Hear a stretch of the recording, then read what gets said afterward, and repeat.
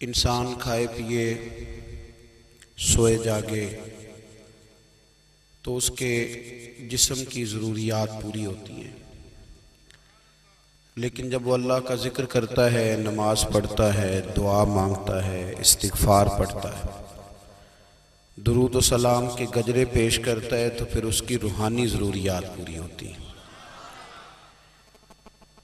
آج جس زمانے میں ہم وقت گزار رہے ہیں، لوگوں کی جسمانی ضروریات پوری کرنے کے لیے، غذائی ضروریات پوری کرنے کے لیے بہت سارے بندوبست کیے جا رہے ہیں، لیکن جتنا لوگ اپنی ظاہری ضروریات میں خود کفیل ہوتے جا رہے ہیں، اتنا ہی زیادہ وہ روحانی طور پر کمزور ہوتے جا رہے ہیں۔ گھنٹوں بیٹھ کر گپ شپ کرنے والے لوگوں کے لیے تھوڑی دیر بھی ذکر الہی کرنا مشکل ہو جاتا ہے۔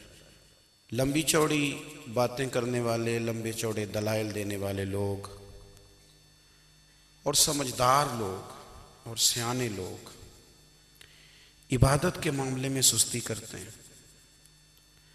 عمل کے مسئلے میں کمزور ہو جاتے ہیں۔ تسبیحات کرنا، وظائف پڑھنا، درود و سلام پڑھنا، کم بولنا، سچی بات کرنا، صبر سے رہنا، شکر کو اپنانا، قناعت اختیار کرنا، حسد، بغض، عداوت سے بچنا، یہ لوگوں کے لیے مشکل ہو جاتا ہے۔ پھر اس کا نقصان یہ ہے کہ معاشرہ ایک عجیب سی بے سکونی اور بے قراری کا شکار ہے۔ جیب میں بہت زیادہ پیسے رکھنے والا، خوش شکل نظر آنے والا، پیٹ بھر کے روٹی کھانے والا شخص بھی ڈھونڈتا پھرتا ہے کہ آخر میں پریشان ہوں کیوں۔ آپ انسانیت کی تاریخ پڑھیں گے تو آپ کو معلوم ہوگا کہ انسان نے کبھی پتھر کی پوجا کی، کبھی معاذ اللہ چاند سورج کی، درختوں کی، بتوں کی پوجا کی۔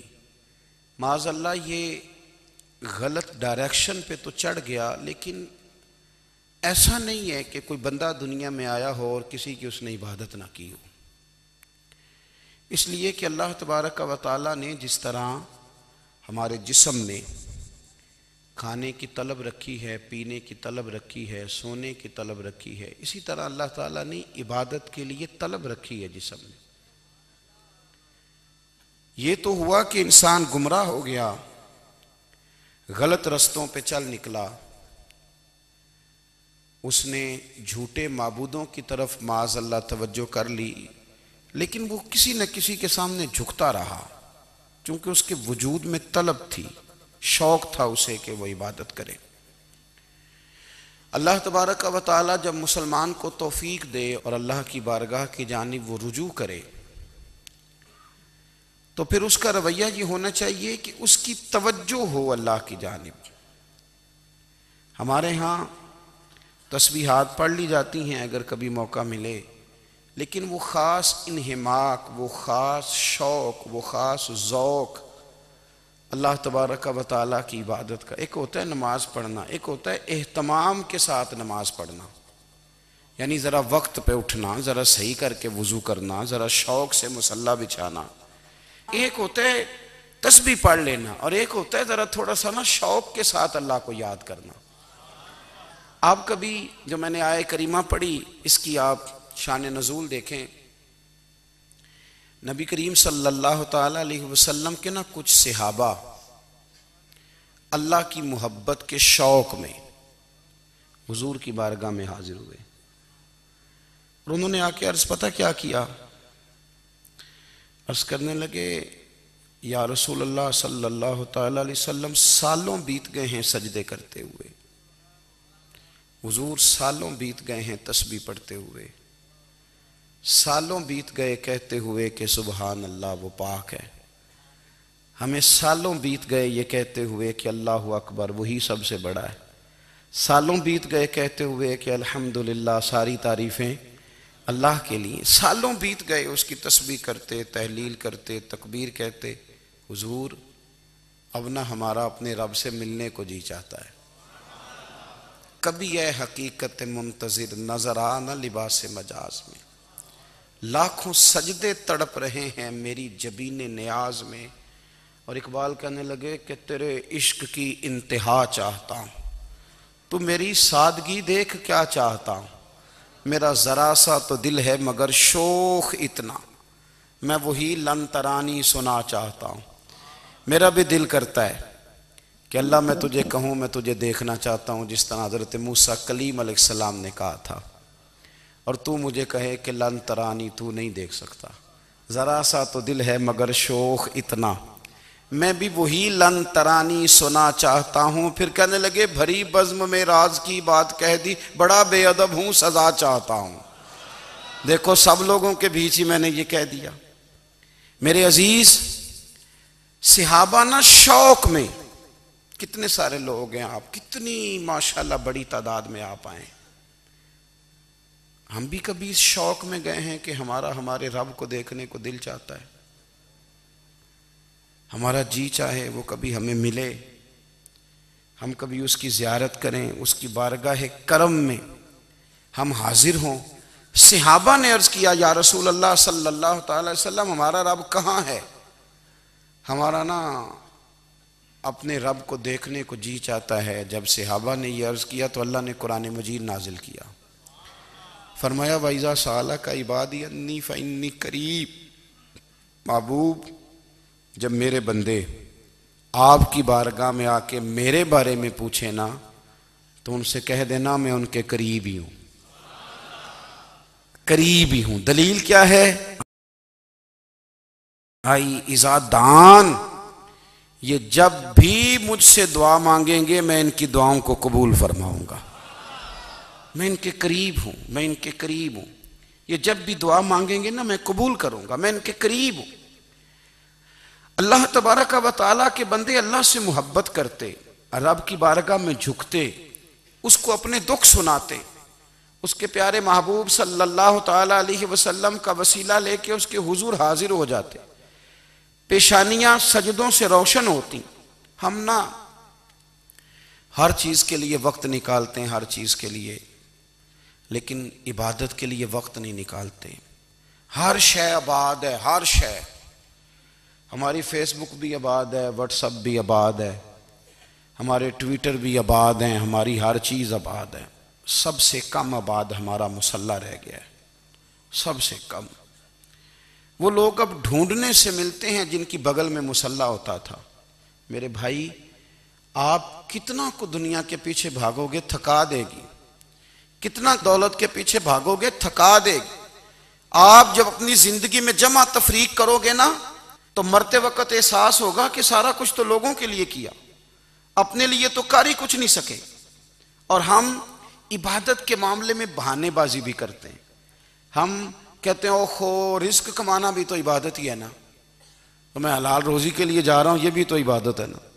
میری طرح کے لوگ کہہ دیتے ہیں کہ میں سویرے اٹھ کے مدرسے میں کچھ اسباق دیکھتا ہوں تو یہ بھی تو عبادت ہے، میں بیان کرنے کے لیے مطالعہ کرتا ہوں تو یہ بھی تو عبادت ہے نا، اتنے لمبے سفر کر کے ملک میں دنیا میں گھومتا ہوں تو یہ بھی تو میں عبادت ہی کر رہا ہوں۔ اب اسپیشل نفلوں کے لیے وقت کس طرح نکلے، اسپیشل کر کے تسبیح میں کیسے چلاؤں، میں سارا کچھ ہم بہانے بنا لیتے ہیں نا۔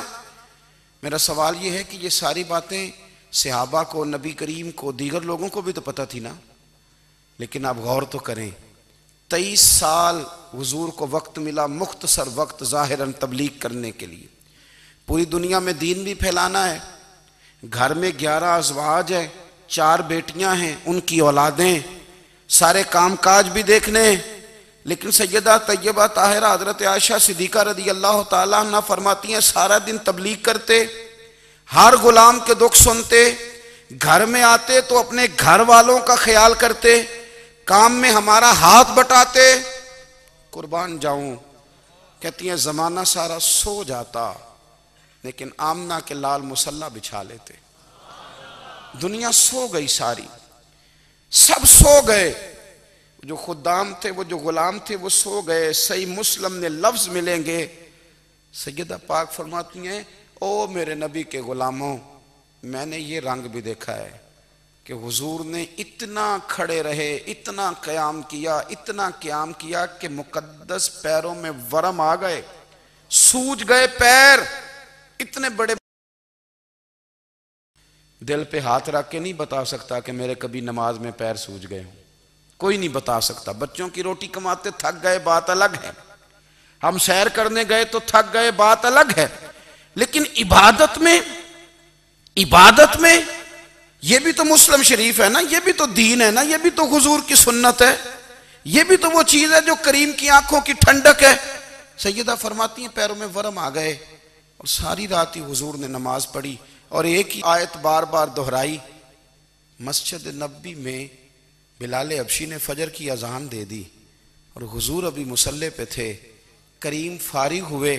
میں نے عرض کی یا رسول اللہ صلی اللہ علیہ وسلم، آپ کے تو صدقے اللہ اگلے پچھلوں کے گناہ معاف کرے گا، تو آپ اتنی آہوزاری کیوں فرماتے ہیں؟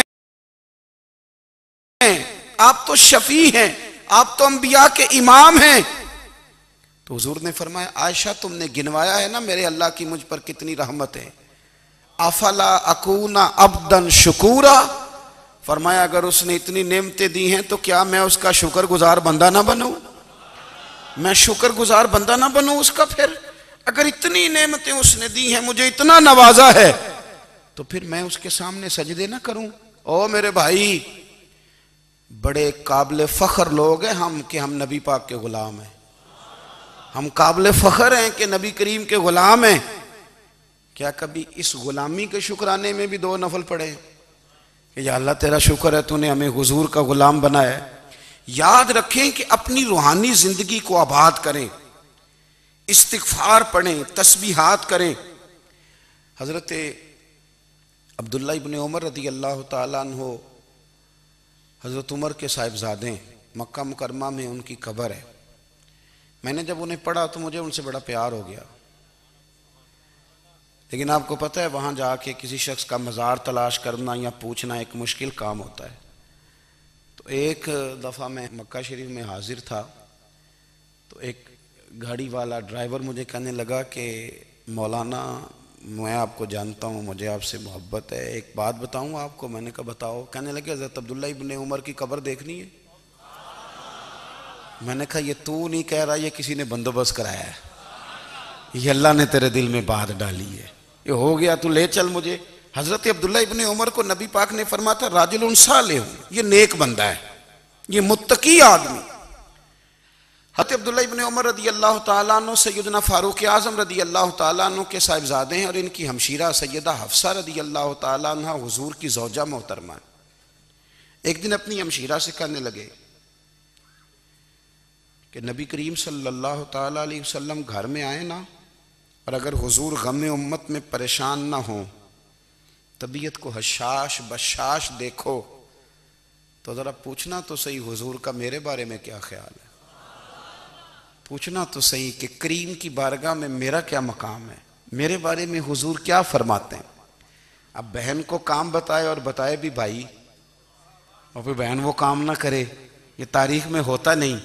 حضرت عمر فاروق رضی اللہ تعالیٰ عنہ کی صاحبزادی ام المومنین رضی اللہ تعالیٰ عنہ فرماتی ہیں کہ میں تو بس منتظر تھی، انہوں نے تو کہا تھا نا کہ اگر تم حشاش بشاش دیکھو تو بات کرنا، لیکن حضور تشریف لائے، میری باری تھی، میرے گھر تشریف لائے، کھانا پیش کیا تو فوراً میں نے عرض کی حضور ایک بات پوچھنی تھی۔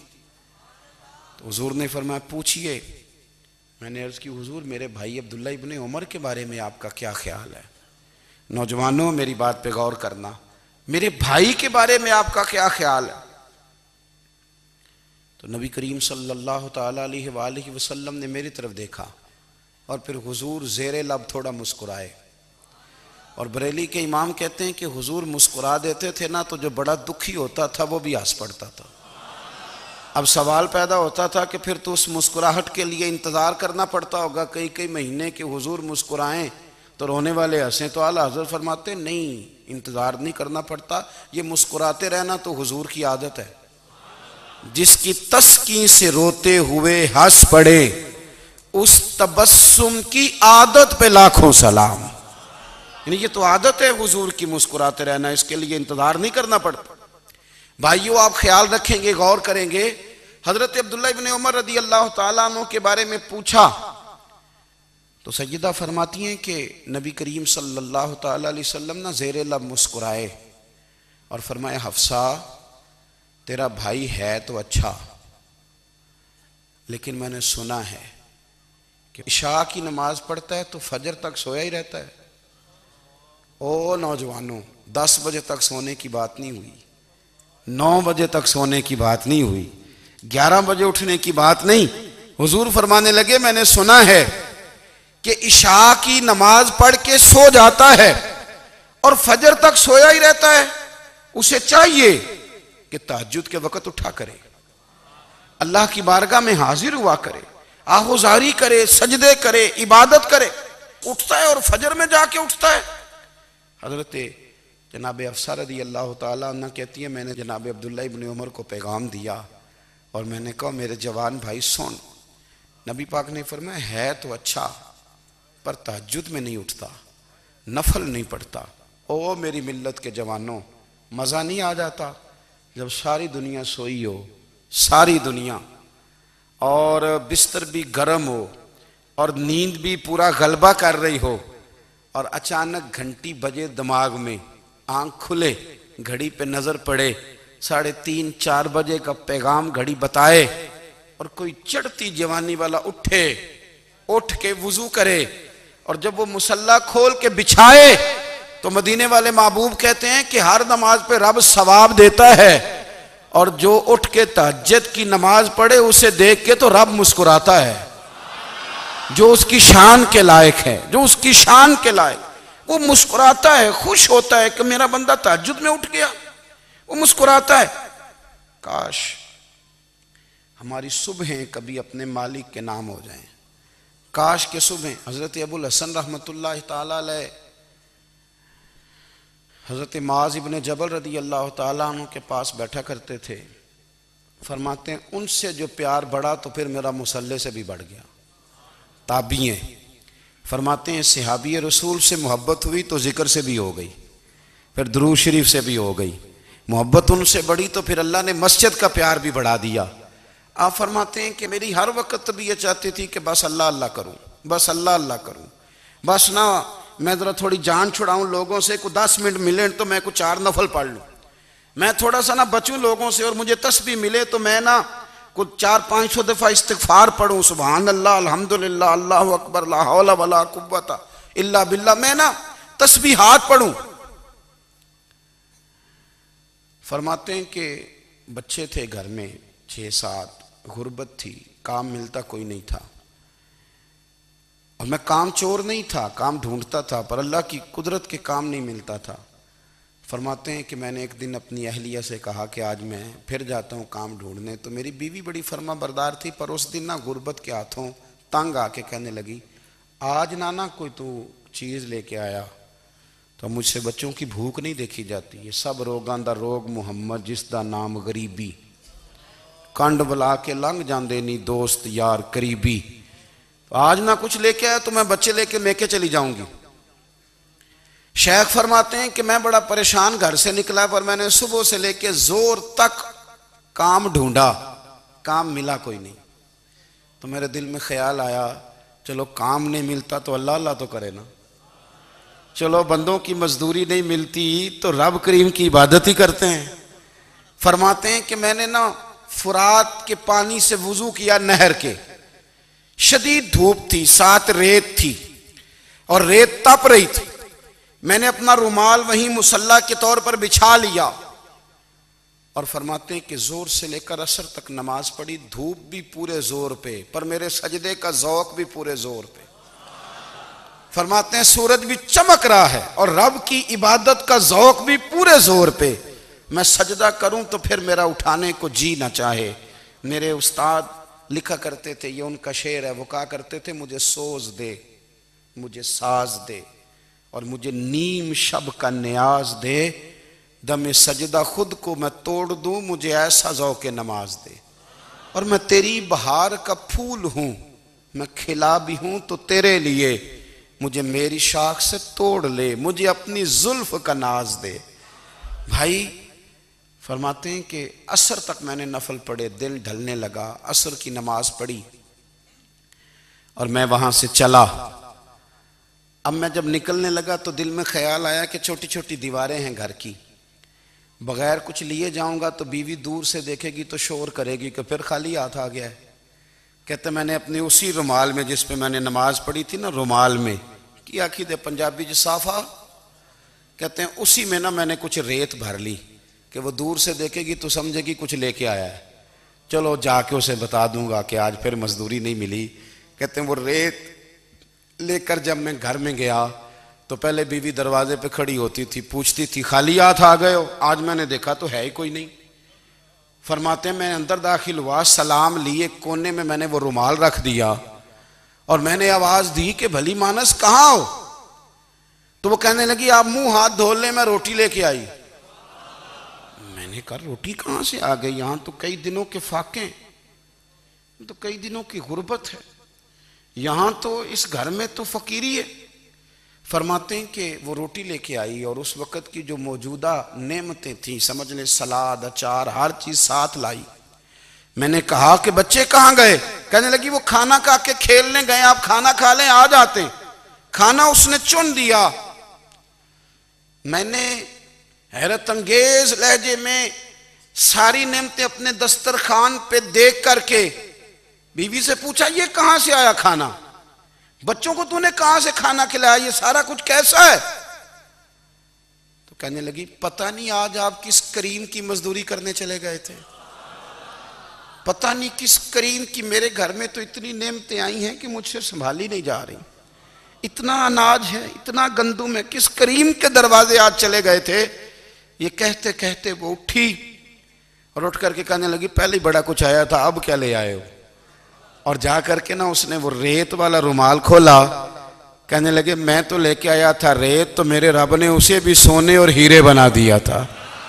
جب آپ کی توجہ اللہ کی جانب، میرے نبی پاک صلی اللہ تعالی علیہ وسلم نے فرمایا ہر چیز اپنے رب سے مانگ، ہر چیز مانگ، ہر چیز مانگ۔ یا رسول اللہ کیا کچھ؟ میرے محبوب نے فرمایا تیرے گھر میں نمک بھی ختم ہو جائے تو وہ بھی اپنے رب سے مانگا کر، تو مانگنا وہ تجھے دے گا، تو اس کی بارگاہ میں کشکول طلب دراز تو کرنا۔ اور ترمذی شریف میں عجیب لفظ ہیں، رسول کائنات نے فرمایا، رب کریم فرماتا ہے جب میرا بندہ ہاتھ اٹھاتا ہے نا تو مجھے حیا آتی ہے کہ میں خالی کیسے لوٹا دوں اس کے، اتنے بڑے بادشاہ کی بارگاہ میں۔ او بھائی لوگوں سے عزتیں تلاش کرتے ہو تو وہ کیا تمہیں عزت دیں گے؟ وہ تو کل اچھا کہتے ہیں پرسوں برا کہنے لگ جاتے ہیں۔ لوگوں کے سامنے گڈ بک میں آنا چاہو گے تو وہ تو سویرے تمہارے بارے میں کچھ کہیں گے، شام کچھ اور کہیں گے۔ اپنی روحانی زندگی آباد کریں، اپنے مسلح کو وقت دیں اور دنیا سے چھپ کر اس موبائل کو بند کر کے اور اپنے آپ سے بھی چھپ کے اور تنہا ہو کے چھپا کے سارا کچھ اپنے آنسو اپنے رب کی بارگاہ میں پیش کریں، اس کے حضور حاضری دیں۔ سنو نا ترمذی کی حدیث اور اسے یاد رکھنا، نبی پاک علیہ السلام نے فرمایا اپنے دکھ لوگوں کے سامنے نہ بیان کرنا، سیٹھوں نوابوں کو نہ بتاتے پھرنا، دنیا داروں کے سامنے جا کے نہ رونا کہ میں تکلیف میں ہوں۔ فرمایا اگر دنیا داروں کو دکھ بتاؤ گے رب تمہیں کبھی غنی نہیں کرے گا، اور لوگ ہیں کہ الٹا مذاق اڑائیں گے۔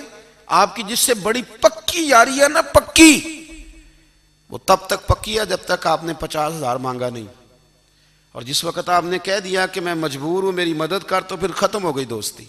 لوگوں کی تعلقات آپ کے ساتھ تب تک ہیں جب تک آپ ان سے کوئی ضرورت وابستہ نہیں کرتے۔ کریم محبوب فرمانے لگے بندوں کے سامنے دکھ نہ بیان کرنا، اللہ تجھے کبھی غنی نہیں کرے گا۔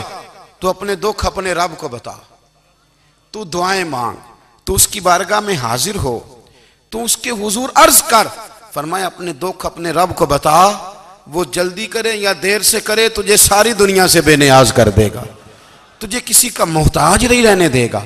اپنے مسلح کو، اپنی دعاؤں، ایک بزرگ فرماتے ہیں میں نے دعا مانگنے کا طریقہ اپنی بیوی سے سیکھا، دعا مانگنے کا طریقہ اپنی، سیکھنے والے تو اپنے بچوں سے بھی سیکھ لیتے ہیں، سیکھنے والے تو ہر ایک سے سیکھتے ہیں۔ وہ کہتے ہیں میں نے دعا مانگنے کا سلیقہ اپنی بیوی سے سیکھا ہے، حضرت وہ کس طرح؟ فرمانے لگے میری بیوی نے نا مجھے کوئی کام بتایا، کچھ پیسوں کی ضرورت کے لیے کہا، تو میں نے اسے کہا کہ بھئی ابھی میرے پاس نہیں ہے، کچھ دنوں میں آتے ہیں تو میں دے دوں گا۔ عورتوں کی عادت ہوتی ہے، وہ بار بار یاد کراتی ہیں، 2-4 دنوں کے بعد پھر اس نے کہا حضرت وہ میں نے کہا تھا کچھ پیسے، میں نے اسے کہا کہ ابھی میرے پاس نہیں ہے، کچھ دنوں میں ملتے ہیں تو میں تمہیں دے دوں گا۔ اس نے کچھ دنوں کے بعد پھر کہا حضور وہ میں نے کچھ پیسے کہے تھے۔ فرماتے میں نے ڈانٹ دیا، میں نے کہا کہ کیا تو روز مجھے شرمندہ کرتی ہے، کہا نا میرے پاس نہیں ہے، ہوں گے تو دے دوں گا، تو روز یاد کراتی ہے۔ فرماتے ہیں اس نے پہلے تو میری ڈانٹ کو سہا، پھر میرے سخت جملوں نے اس کی آنکھوں میں آنسو پیدا کر دیے، پھر اس نے اپنے آنچل میں اپنے اس دکھ کو سمیٹا، اور پھر اس نے ایک جملہ کہا تو میں رو پڑا، اور مجھے اپنے رب سے مانگنے کا طریقہ آ گیا۔ مجھے کہنے لگی حضرت جی آپ نے ڈانٹ دیا، میں نے سہ لیا، پر آپ ہی میرے شوہر ہیں، بتائیں نا آپ سے نہ کہوں تو میں کس سے جا کے کہوں۔ فرماتے ہیں میں رو پڑا، اور میں کھل کے رویا، اور میں تڑپ کے رویا، اور پھر میری سسکیاں بند گئیں، تو مجھے کہنے لگی آپ کو کیا ہوا؟ میں نے کہا مجھے بھی دعا مانگنی آ گئی ہے، جب میں اسے کہوں گا نا اللہ تو ہی میرا رب ہے، میں تجھ سے نہ کہوں تو میں کس سے جا کے کہوں؟ میں کیوں کسی بندے سے سوال کروں؟ میں کیوں کسی دنیا دار سے کہوں؟ میں تیرے بندوں کا، نیک بندوں کا وسیلہ لے کے، تیرے محبوب کی غلامی لے کے تیری بارگاہ میں آیا، تجھ سے نہ مانگوں تو کس سے مانگوں؟ سمجھ آ گئی ہے، جب میں اس رنگ میں مانگوں گا تو پھر رب میرے اوپر بڑا ہی فضل فرمائے گا، وہ میرے اوپر بڑی رحمت کرے گا، وہ میرے لیے آسانیاں کرے۔ عزیز دوستو، ہم اس طرح کرنے لگ گئے ہیں کہ ہم نے نا اپنے تعلقات پر اعتماد کرنا شروع کر دیا ہے۔ میرے تعلقات بہت ہیں، ہم نے اپنی دولت پر اعتماد کرنا شروع کر دیا ہے، میرے پاس دولت بہت ہے، ہم نے اپنے علم پر، اپنی شہرت پر اعتماد کرنا شروع کر دیا ہے کہ میرے پاس فلاں چیز بہت ہے۔ یاد رکھنا جب بے نیاز اپنی صفت بے نیازی دکھاتا ہے تو بڑی بڑی دولتوں والے مجبور نظر آتے ہیں۔ بھائیو جب انسان کا رشتہ اپنے مالک کے ساتھ ہوتا ہے پھر تو غم بھی کچھ نہیں کہتے، پریشانیاں بھی کچھ نہیں کہتی، پھر تو زندگی صبر والی، پھر تو زندگی توکل والی، پھر تو زندگی بھروسے والی، پھر انسان اپنے آپ کو رسوا نہیں کرتا، دنیا داروں سے امیدیں اس کی ختم ہو جاتی، امیدیں اللہ رسول سے لگا لیتا ہے، مضبوط ہو جاتا ہے، مضبوط، طاقتور ہو جاتا ہے، خوددار ہو جاتا ہے، باوقار باعزت ہو جاتا ہے۔ حضرت بہلول دانا رحمت اللہ علیہ بیٹھے تھے تو ہارون رشید حج کر کے آ رہا تھا، تو رستے میں حضرت شیخ سے ملاقات ہو گئی، تو السلام علیکم کے بعد کہنے لگا حضور کوئی حکم ہو تو بتائیے گا۔ تو حضرت بہلول دانا فرمانے لگے تیرا رب کون ہے؟ اس نے کہا اللہ۔ تو فرمایا میرا کون ہے؟ کہا اللہ۔ فرمانے لگے تو بڑا ہی بیوقوف ہے، کیا تو یہ سمجھتا ہے کہ رب ہارون رشید کو تو دے گا اور بہلول دانا کو بھول جائے گا؟ تیرا بھی وہی رب ہے، میرا بھی وہی رب ہے، اس نے اگر تجھے دے کے آزمایا ہے تو ہو سکتا ہے مجھے نہ دے کے آزما رہا ہو، جب اس کی حکمت کے تقاضے ہوں گے تو عطا کرے گا اور دے گا، تو جا اپنا کام کر۔ بھائی اپنی روحانی زندگی، اپنی عبادات، اپنے وظائف، اپنے روزمرہ کے معاملات، اپنی دعائیں، اپنا استغفار، دیکھو کوئی مشکل کام تو نہیں، 2 رکوع ہیں سورہ واقعہ کہ اگر رات کو پڑھ لی جائے تو۔ میں کس طرح یہ بات بیان کروں کہ تعویذ بانٹنا آسان ہے اور وظیفہ بتانا مشکل ہے؟ سارا دن تعویذ بانٹیں تو لوگ لینے کو تیار ہیں، اور اگر آپ وظیفہ بتائیں تو کہتے ہیں تو مشکل کام ہے۔ او خدا کے بندے، اگر آپ کا تعلق قرآن پاک کے ساتھ مضبوط ہو، قرآن پاک کے ساتھ اگر آپ کا رشتہ ہو، لوگ سفارشیں ڈھونڈتے ہیں نا دنیا میں، کوئی تعلق مل جائے تو میرا کام ہو جائے، دنیا میں اتنا مشکل معاملہ ہے، آخرت میں مجھے بتائیے گا کتنا مشکل معاملہ ہوگا۔ میرے نبی پاک صلی اللہ تعالیٰ علیہ وسلم نے فرمایا جو لوگ سورہ ملک پڑھا کرتے تھے نا، سورہ ملک، یہ سورت ملک قیامت میں ان کی سفارش کرے گی، اور اس طرح کرے گی کہ کہے گی اے اللہ یہاں اس بندے کو جنت میں داخل کر دے یا مجھے قرآن پاک سے علیحدہ کر دے، تو رب فرمائے گا جا اس کا دامن تھام کے اسے جنت تک پہنچایا۔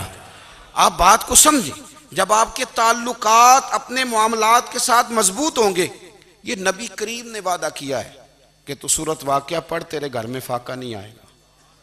حضرت عبداللہ ابن مسعود رضی اللہ تعالیٰ عنہ بیمار تھے تو حضرت عثمان غنی رضی اللہ تعالیٰ عنہ تیمارداری کے لیے تشریف لے گئے اور جا کر کے کہا کہ آپ بڑے بیمار ہیں، آپ کی بیٹیاں زیادہ ہیں، میں چاہتا ہوں کہ خزانے میں سے کچھ مدد کروں۔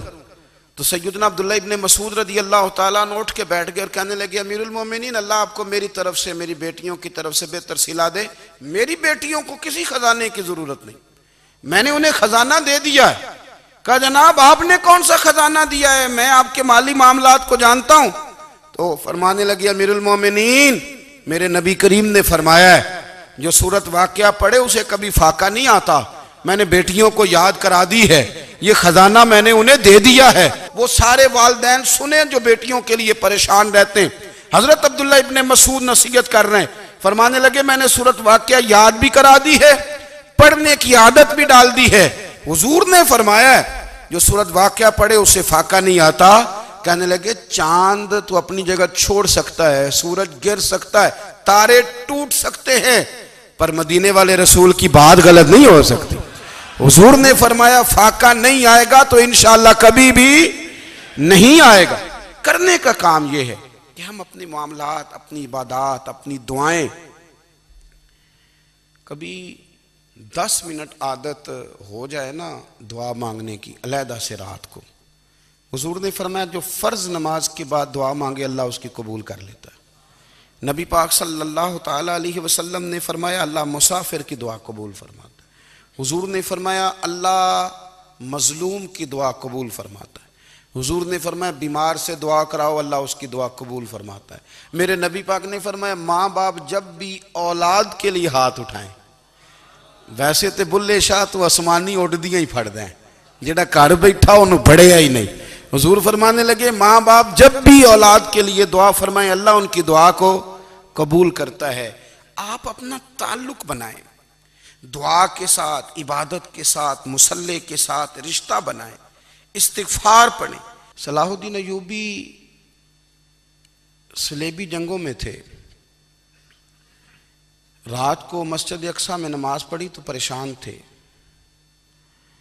ایک بزرگ سے ملاقات ہوئی تو وہ کہنے لگے کہ آپ بڑے پریشان ہیں۔ کہنے لگے حضور پریشان اس لیے ہوں کہ پہلے ہی مسلمان کمزور ہے، اب میں نے سنا ہے دشمن کا ایک بحری بیڑا وہ جنگی سامان سے بھرا ہوا آ رہا ہے، تو اب ان کے پاس اور تلواریں اور نیزے آ جائیں گے، مسلمانوں کے پاس پہلے ہی وسائل کی کمی ہے، پریشان ہوں کس طرح کر کے مقابلہ کریں گے۔ یہ بات کہتے ہی صلاح الدین ایوبی نے بزرگوں سے کہا حضور آپ بھی دعا کرنا، دعا کی بڑی طاقت ہے۔ میرے نبی پاک نے فرمایا دعا مومن کا ہتھیار ہے، دعا مومن کا۔ حضور نے فرمایا تقدیر کو سوائے دعا کے کوئی چیز نہیں بدل سکتی، دعا مومن کا ہتھیار ہے، یہ کافر کے پاس کوئی نہیں، یہ ہتھیار ہے مومن کا۔ اللہ کرے آپ کو سمجھ آئے، پھر سنیں کئی بار کہہ چکا ہوں یہ ہتھیار ہے۔ کافر کے مقابلے میں جو تیرے پاس سب سے بڑا ہتھیار ہے وہ دعا ہے۔ دعائیں کرانی چھوڑ دی، کرنی چھوڑ دی، لینی چھوڑ دی۔ حضرت سیدنا انس بن مالک رضی اللہ تعالیٰ عنہ فرمایا کرتے تھے میں نے وہ رنگ دیکھا ہے جب حضور دعا مانگتے تھے اور حضور کی مقدس آنکھوں میں آنسو بھی ساتھ ہی بہا کرتے تھے، میں نے وہ انداز دیکھا ہے۔ تو صلاح الدین ایوبی بزرگ سے کہنے لگے آپ بھی دعا کیجئے، اور خود رونے لگے اور سر سجدے میں رکھ کے رونے لگے، اور عشاء سے لے کر فجر تک روئے، خوب روئے۔ صبح وہ بزرگ آئے تو صلاح الدین ایوبی کا خوبصورت اور ہنستا ہوا چہرہ دیکھا، کہنے لگے آپ بڑے خوش ہیں، رات تو میں نے بڑے روتے ہوئے دیکھا تھا۔ تو کہنے لگے حضور وہ جو بحری بیڑا آ رہا تھا نا وہ پانی میں ڈوب گیا ہے، اب وہ نہیں آ رہا، ابھی خبر آئی ہے تو میں بڑا خوش ہوں۔ بزرگ کہنے لگے اٹھ سینے سے لگ، اور سن ایک بات، وہ بحری بیڑا پانی میں نہیں ڈوبا، وہ تیرے آنسوؤں میں ڈوب گیا ہے۔ وہ جو تو رات رویا ہے نا رب کریم کی بارگاہ میں تو وہ ڈوب گیا ہے۔ بھائی اپنا مصلی کا، عبادت کا، وظائف کا، اللہ کا سلسلہ اس کو مضبوط کریں، اپنی دعاؤں کے تعلق کو مضبوط کریں۔ دعائیں بڑے انقلاب برپا کر دیتی ہیں۔ ہم تھوڑے نا جب سے خشک ہوئے ہیں نا، خشک، اور میری تو جماعت ہی صوفیاء کی جماعت تھی، ہم تو داتا علی اجمیری کی جماعت سے، ہم تو خواجہ اجمیری کی جماعت سے، ہم تو شیخ احمد فاروق سرہندی کی جماعت سے، ہم تو صوفیاء کی جماعت. ہماری جماعت نے بھی وہ تعلق جو ہمارے بزرگوں نے بنایا تھا. بزرگ اللہ کے قریب کیسے جاتا ہے؟ ہمارے یہاں نا بہت سارے لوگ کہتے ہیں جی نظر ہو گئی تو کام ہو گیا. بھئی جو بخاری مسلم میں طریقہ ہے نا اللہ کا قرب پانے کا، وہ تو نفل ہے. نبی کریم علیہ السلام نے فرمایا بندہ نفلوں کے ذریعے رب کے قریب جاتا ہے، اور اتنا قریب جاتا ہے کہ پھر اللہ اس کی زبان بن جاتا ہے، اللہ اس کی آنکھیں بن جاتا ہے، کان بن جاتا ہے، ہاتھ اور پیر بن جاتا ہے. تو یہ تو عبادت ہے، یہ تو اللہ کی بارگاہ کی حاضری ہے جو آپ کو اللہ کے قریب کرے گی. تو اپنے نماز کو اہمیت دے کے ادا کریں، نمازیں موبائل بند کر کے ادا کریں. لیکن نا کچھ لوگ کہتے ہیں مجھے ٹائم نہیں ملتا نماز کا، تو میں کہتا ہوں یہ آپ نے بڑی جرت کی بات کی ہے. مجھے کو میرا پیر بھائی کہہ دینا میرے پاس ٹائم نہیں آپ کو ملنے کا، تو میں کہتا ہوں آج کے بعد آنا ہی نہ. تو کیا سمجھتا ہے، تو بہت بڑا آدمی ہے، تیرے پاس ٹائم نہیں اور ہمیں ملنے کا ٹائم، موج کر. تو آپ نے اللہ رسول کو کہہ دیا ٹائم نہیں. اور عجیب فلسفہ ہے نا، کہا جائے نماز پڑھنے آؤ تو کہتے ہیں کپڑے ٹھیک نہیں، اور کہا جائے کہ آؤ ذرا دعوت پہ چلیں تو کہتے ہیں 1 منٹ ٹھہر میں کپڑے بدل کے آیا. نماز کے لیے کہا تو کہتے ہیں ٹھیک نہیں، دعوت کے لیے کہا تو کہتے ہیں میں ذرا تیاری کر لوں، یوں جانا مناسب نہیں. یہ معاملہ ٹھیک نہیں. رب تو فرماتا ہے کہ جب تو مسجد میں آ تو زینت اختیار کر کے آ، خوب ذوق سے دعا مانگیں، خوب شوق سے نماز پڑھیں، خوب استغفار کا مزاج بنائیں. آپ لوگوں کے بیچ رہ کے سوکھ حاصل کرنا چاہتے ہیں، لیکن آپ کو پتہ ہے کئی مہینے غار حرا میں رہنا بھی مدینے والے محبوب کا طریقہ ہے. ہر سال اعتکاف بیٹھنا الگ سے، یہ بھی حضور کا طریقہ ہے. مسجد نبوی کے اندر دروازہ کھلتا تھا نبی کریم کا، پر گھر کے اندر نفل پڑے نبی پاک نے. اور حضور فرماتے ہیں کچھ نفل نماز گھر میں بھی پڑھا کرو، گھر کو قبرستان نہ بناؤ. ہمارا گھر اللہ کے ذکر سے آباد ہوگا اگر ہم نماز پڑھیں گے نا. میں جب سنت پڑھنے کے لیے گھر میں کھڑا ہوتا ہوں تو میرا جو 2.5-3 سال کا بیٹا ہے نا، وہ بھی میرے ساتھ نماز پڑھنی شروع کر دے. اسے پتہ کوئی نہیں نماز کیا ہوتی ہے، لیکن وہ بھی نا سجدہ نہ بھی کرنا ہے تو ساتھ لیٹ ضرور جاتا ہے. پتہ چلا بچے لیکچر دینے سے نماز نہیں پڑھتے، نماز شروع کر دیں تو بچے بھی شروع کر دیتے ہیں. ہم جب پریشان ہوتے ہیں تو لیکچر دیتے ہیں، تو لیکچر تو باہر شاید چل جائے، گھر میں کیسے چلے گا؟ گھر میں تو عمل چلے گا. تو میرے عزیز، آج کے اس روحانی اجتماع میں ہمارے دوستوں نے جو محنت کی، ہم نے بار بار اپنی نیت سے پوچھا خدا ہمیں معاف کرے اگر کوئی ذاتی شہرت ہے، کوئی ہمارے ذاتی مفادات ہیں، رب ہمیں ہدایت دے. ہماری یہ خواہش تھی کہ روحانی اجتماع ہمیں تھوڑا سا اللہ اور اس کے رسول کے جانب مائل کرے، کچھ ہمارا رشتہ مصلی کے ساتھ مضبوط کرے.